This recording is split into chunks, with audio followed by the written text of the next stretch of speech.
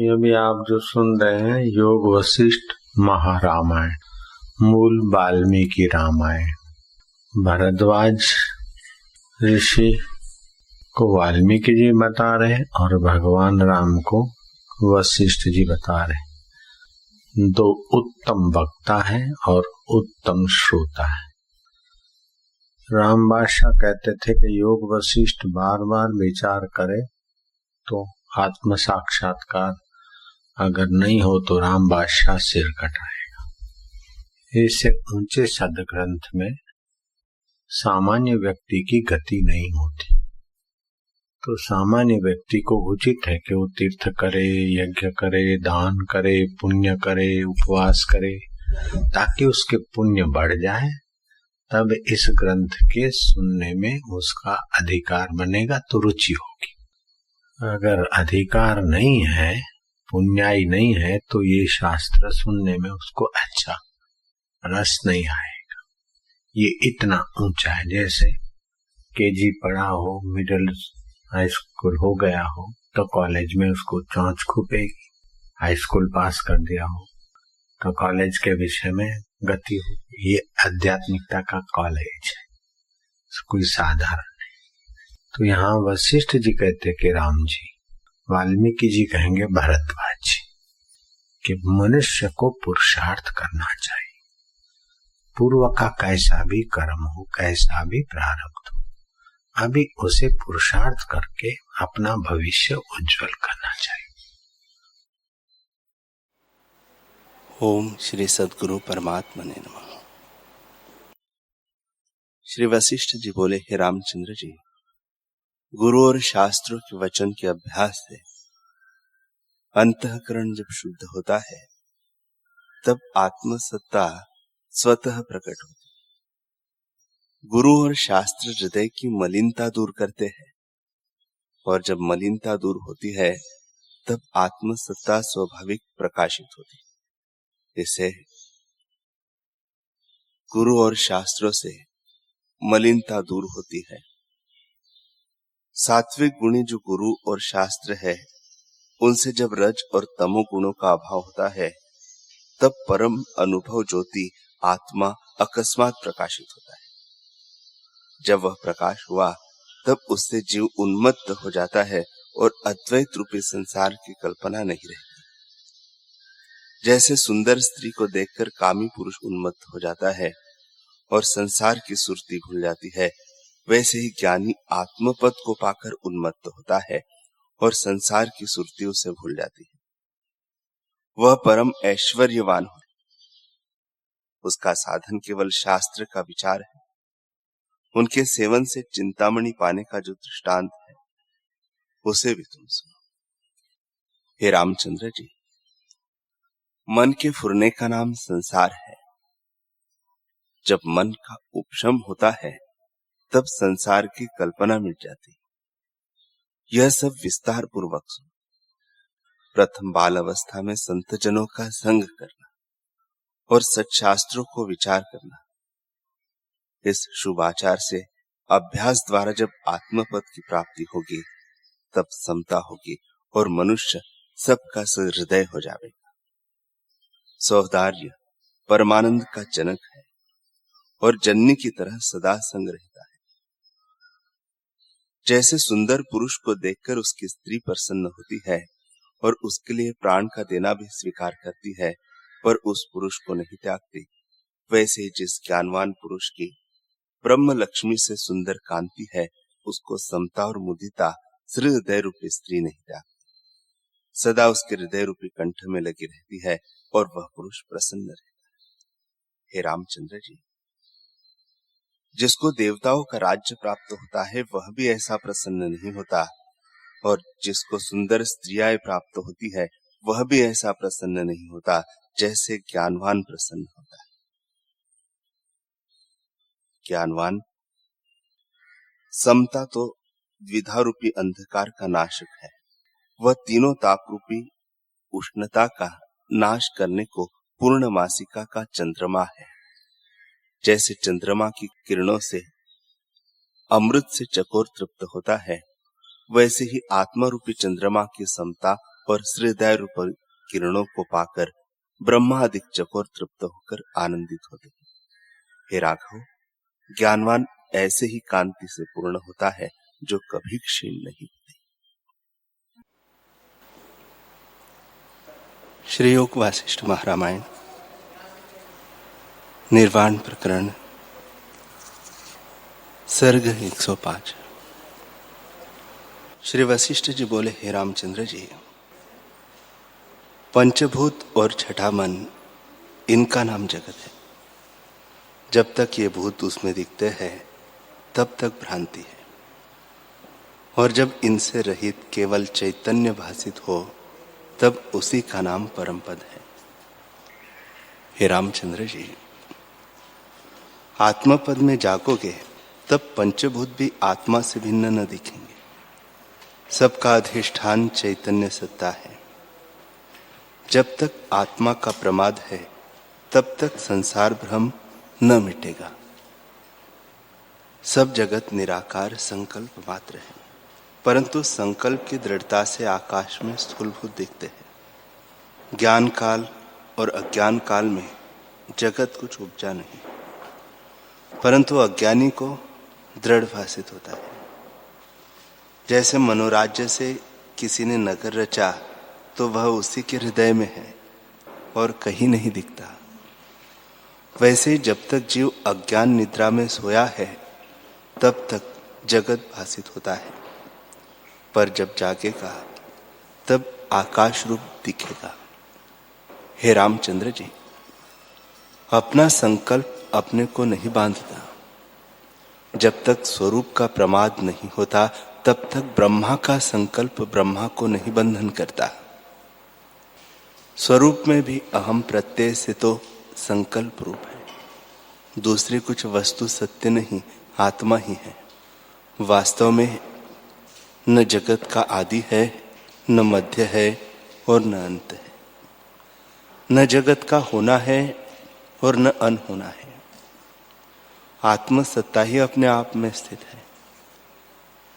हे रामचंद्र जी, जब सर्वात्मा ही है तब राग द्वेष किसका हो?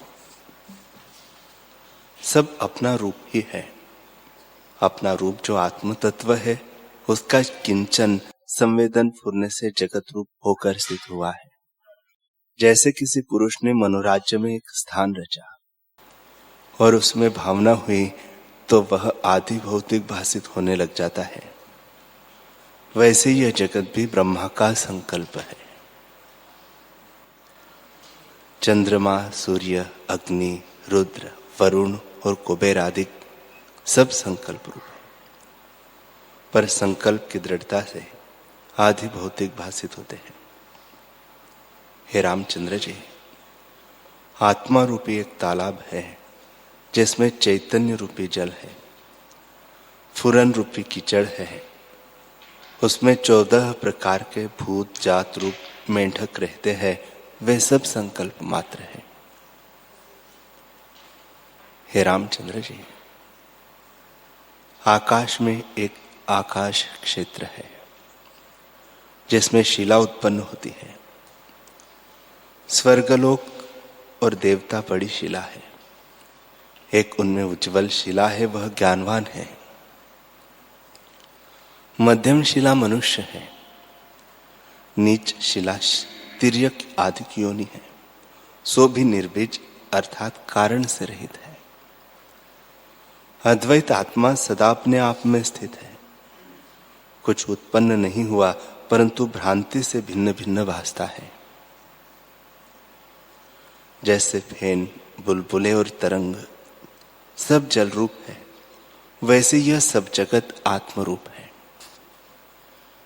जैसे स्वप्न और संकल्प की सृष्टि कारण बिना होती है, वैसे यह जगत कारण बिना संकल्प से उत्पन्न हुआ है। जैसे ब्रह्मादिक हुए हैं वैसे ही पिशाच भी प्रकट हुए हैं। हे रामचंद्र जी, जैसा किंचन आत्मा में होता है वैसा ही होकर दिखता है। वास्तव में पृथ्वी आदि तत्व कहीं नहीं है, न कहीं ब्रह्मा उपजा है, न कोई जगत उपजा है। सब भ्रम मात्र है। जितने शरीर दिखते हैं वे सब निर्वपु है, चेतनता से पूरे है। सब जीवों का आदि अंतवाहक शरीर है। जैसे ब्रह्मा का अंतवाहक शरीर था वैसे ही सब जीवों का अंतवाहक शरीर होता है, परंतु संकल्प की दृढ़ता से आदि भौतिक भासित होता है। सब जीवों का अपना अपना भिन्न भिन्न संकल्प है, उसे के अनुसार सबकी अपनी अपनी सृष्टि होती है। जो तुम कहो कि भिन्न भिन्न है तो जीव इकट्ठे क्यों दिखते हैं?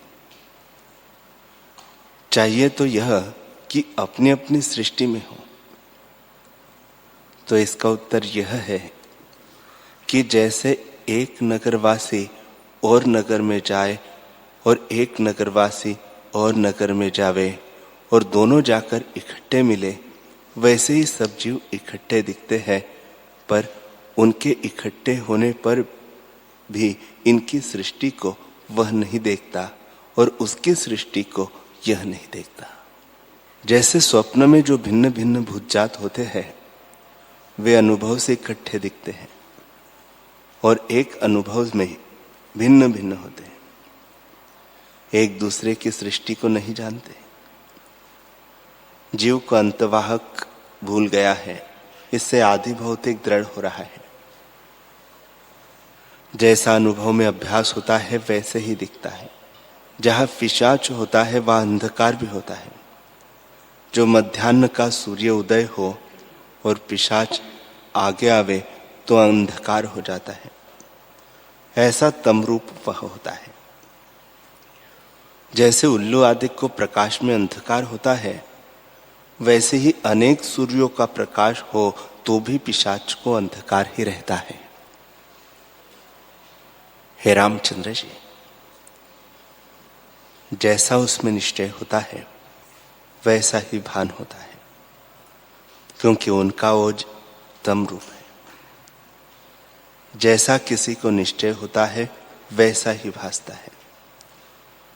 मुझको तो सदा आत्मा का ही निश्चय है, इससे मुझे सदा आत्म तत्व का भान होता है।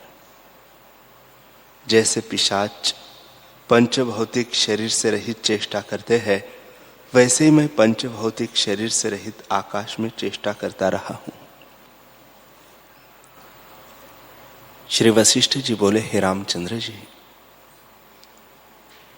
मैं चिदाकाश हूं, इसलिए पंचभौतिक शरीर से रहित अंतवाहक शरीर से विचरता रहा हूं, परंतु मुझको कोई न देखता था।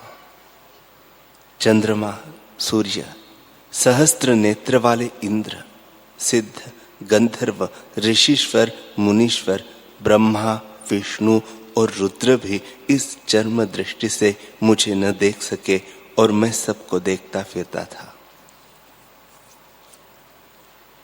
इंद्र के निकट जाकर मैंने उसके अंग हिलाए, परंतु उसने मुझको न जाना। जैसे संकल्प का नर किसी को हिलाए और वह न देखे और आदि भौतिक शरीर न हिले, वैसे ही उनके शरीर मेरे हिलाने से नहीं हिले। इससे मैं अति मोह को प्राप्त हुआ कि इतने काल तक मैं रहा और मुझको कोई देख नहीं सकता। तब मैंने यह इच्छा की कि मुझको सब देखे। मैं तो सत्य संकल्प था, इससे सब मुझे देखने लगे। जैसे कोई इंद्रजाल को देखे वैसे ही वे मुझको देखने लगे। जिसने पृथ्वी पर देखा उसने पृथ्वी से उपजा वशिष्ठ जाना। मनुष्य लोक में कई ने जल से उपजा जाना कि वारिज वशिष्ठ है, कई न वायु से उपजा जाना और कई ने जाना कि सप्त ऋषियों के बीच जो तेजोमय वशिष्ठ है वही यह है। इस प्रकार जगत में मुझको सब देखने लगे और मैं सबके साथ व्यवहार करने लगा। इसी प्रकार जब बहुत काल व्यतीत हुआ तब सबने भावना की दृढ़ता से पंच भौतिक शरीर में मुझको देखा। सबको प्रथम वृत्तांत भूल गया, आधि भौतिकता दृढ़ हो गई। जैसे अज्ञान से जीव स्वप्न के नर को आधि भौतिक देखता है, वैसे ही मेरे साथ उन्होंने आकार देखा। पर मुझको सदा अपने स्वरूप में अहम प्रत्यय से भिन्न कुछ द्वैत न भासित होता था, क्योंकि मैं ब्रह्मरूप था।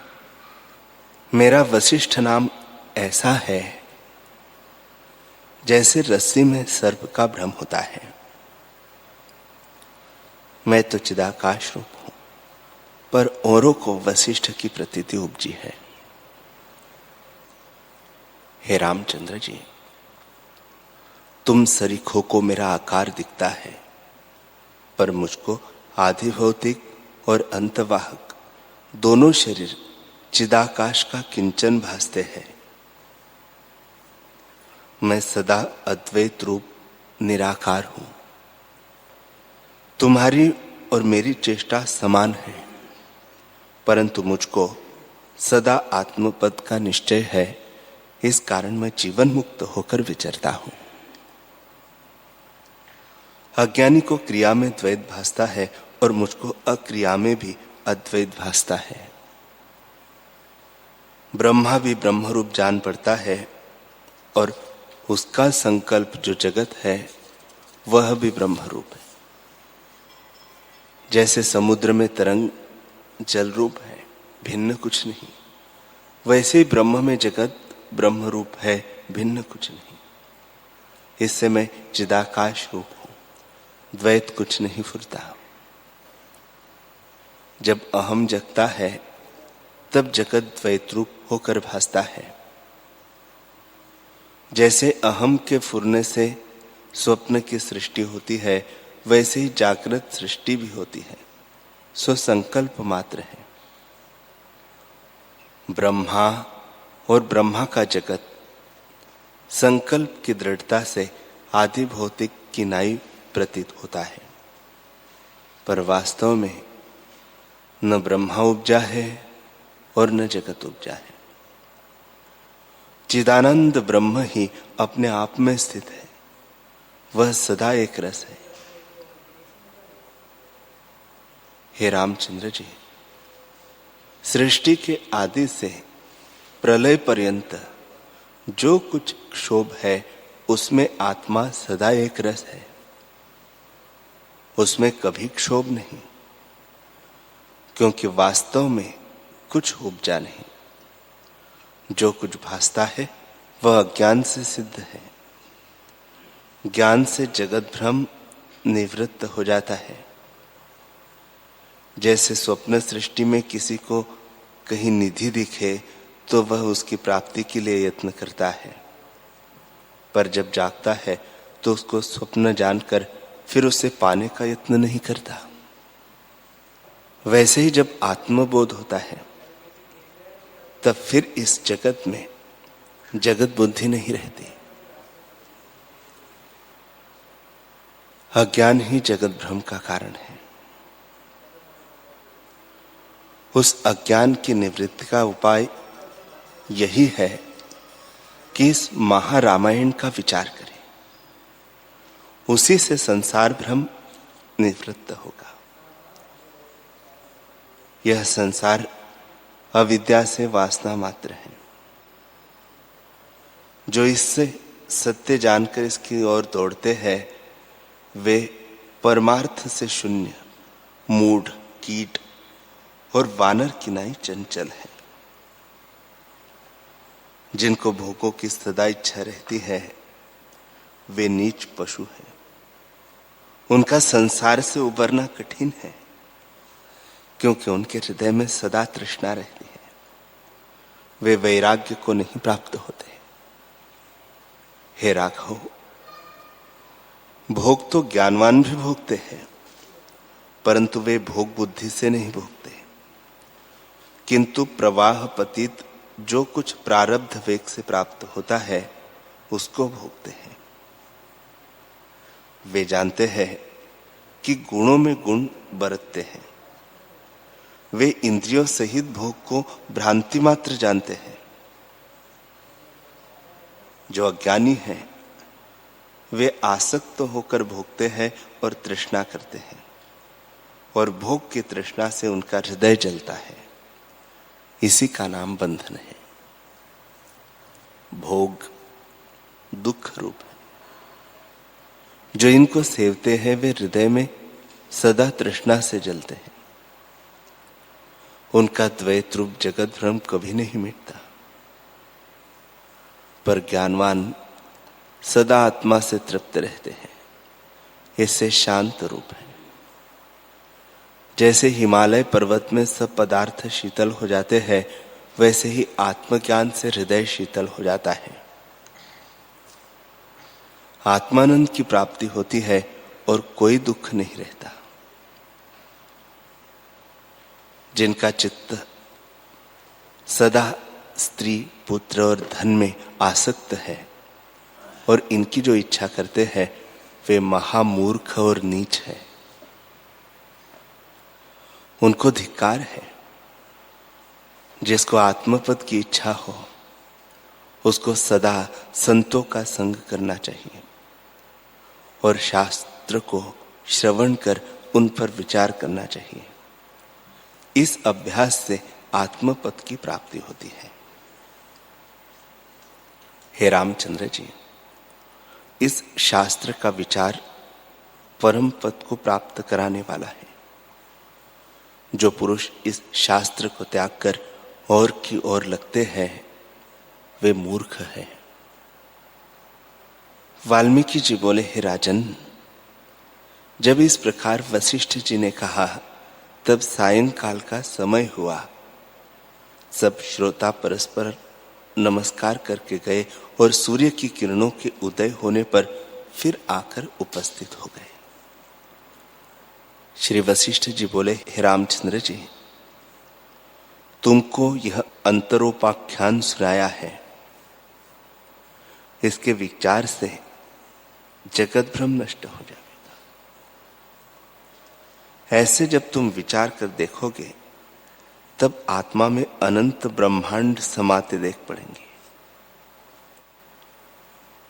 हे रामचंद्र जी, आत्मा में जगत कुछ वास्तव में नहीं हुआ, इससे मिटता भी नहीं। चित्त के फुरने से भासता है। जब चित्त का फुरना अधिष्ठान में लीन हो जाएगा तब अद्वैत तत्व आत्मा ही भासित होगा। हे रामचंद्र जी, अद्वैत तत्व में जगत भ्रम से दिखता है। ज्ञानवान की दृष्टि में सदा अद्वैत ही आता है। जगत, मैं और तुम सब चिदाकाश है। आत्मा से भिन्न कुछ नहीं। आत्मसत्ता ही जगत होकर दिखती है। जैसे अपना अनुभव स्वप्न में स्वप्न की सृष्टि होकर दिखता है, सो अनुभव रूप ही है, वैसे ही यह जगत भी चिदाकाश रूप है। यदि नाना प्रकार के विकार भी दिखते हैं तो भी आत्म सत्ता इनमें अनुस्थित और अखंड रूप है। आत्म सत्ता और जगत में भेद कुछ नहीं। जैसे सुवर्ण और भूषण में भेद नहीं होता, वैसे ब्रह्म और जगत में भेद नहीं। ब्रह्म ही चेतनता से जगत रूप होकर दिखता है। जैसे स्वप्न में अपने ही अनुभव से बहुत विस्तृत होकर जगत भासित होता है, सो अनुभव से इतर कुछ नहीं हुआ। और जैसे समुद्र और तरंगों में कुछ भेद नहीं, वैसे ब्रह्म, जगत और अनुभव तीनों में कुछ भेद नहीं।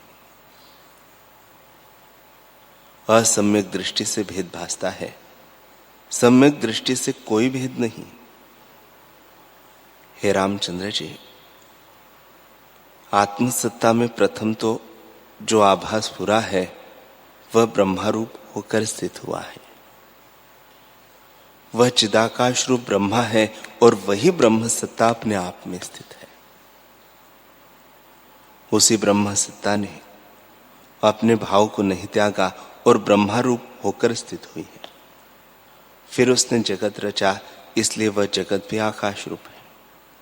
पर वास्तव में न जगत उपजा है न ब्रह्मा उपजा है और न स्वप्न हुआ है। परमार्थ सत्ता सदा अपने आप में स्थित है। वह शुद्ध, अनंत, अविनाशी, अचेतन चिन्मात्र है। जगत भी वही स्वरूप है। हे रामचंद्र जी, मैं चिदाकाश रूप हूं। न मेरे साथ कोई आकार है, न मैं हूं, न मैं कभी उपजा हूं और न मैं कभी मृतक होता हूं। मैं नित्य, शुद्ध, अजर, अमर, सदा अपने स्वभाव में स्थित हूं। मैं अनेक विकारों में भी एक रस हूं। जैसे स्वप्न में बड़े क्षोभ होते हैं तो जागृत शरीर को स्पर्श नहीं करते, क्योंकि उसमें कुछ नहीं हुआ, आभास मात्र है। वैसे ही जगत की उत्पत्ति, प्रलय आदि क्षोभ में आत्मसत्ता को स्पर्श नहीं होता, अर्थात क्षोभ से रहित सदा अनुभव रूप है। जिस पुरुष ने ऐसे अनुभव को नहीं पहचाना, जिससे सब कुछ सिद्ध होता है और उसे छिपाया है, वह महामूर्ख और आत्महंता है। वह महा आपदा के समुद्र में डूबेगा। जिसको अपने स्वरूप में अहम प्रत्यय हुआ है, उसको मानसी दुख कभी नहीं स्पर्श करता। जैसे पर्वत को चूहा नहीं चूर्ण कर सकता, वैसे ही उसको दुख नहीं स्पर्श करता। जिसको आत्मा में अहम प्रत्यय नहीं, उसको शांति नहीं प्राप्त होती। जैसे बवंडर में उड़ा हुआ तृण स्थिर नहीं होता, वैसे ही देह अभिमानी को कभी शांति नहीं प्राप्त होती। जो अपने शुद्ध स्वरूप को त्याग कर अपने को देह से मिला हुआ जानता है, वह क्या करता है? चिंतामणि को त्याग कर राख को अंगीकार करना और शुद्ध चिन्मात्र अपने स्वरूप को त्याग कर देह में आत्म अभिमान करना, दोनों समान है।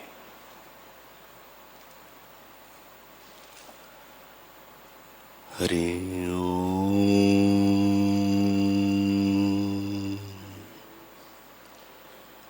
हरि